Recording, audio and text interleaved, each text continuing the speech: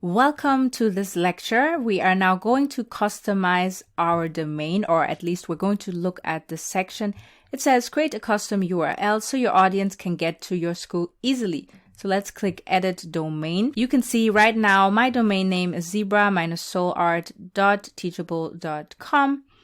And then it says take control over your branding with a custom domain. Any paid plan allows you to set up a custom domain or subdomain so you can keep your branding consistent. And then you could click learn more, or you could upgrade. Let's look what all the other Teachable accounts that I am a student of did. So here I am in my account and I just want to show you what I noticed. So this one has Teachable in her name. This one has her own domain. They have their own domain. Here I can see Teachable. Video School has their own name as well. Teachable. My Teaching Hero has their own domain. Teachable. So most don't care and have the Teachable domain. This tells me that it's probably not so important. And I also thought about how I behaved as a student. So, for example, when I enrolled in this school, let me just click. I did not care that up here I didn't see just the 6-minute strategist, that it says Teachable. I only paid attention to the course content. So I would say don't pay too much attention. Don't be too worried about having to change it to look more professional or something, because your students will just want to, they want you to provide really good course content.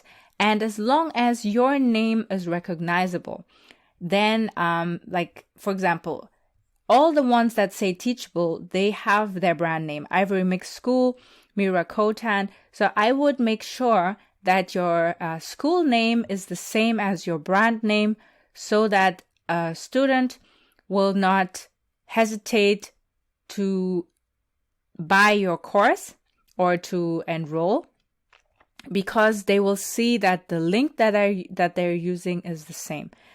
Because if you're using a domain, you would have to pay for that second domain. But that's just something that I wanted to point out. Of course, if you want to change it, it's very easy.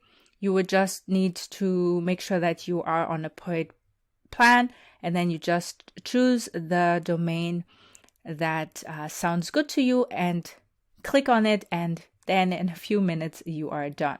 And then here it also says add domain. So it's as easy as that.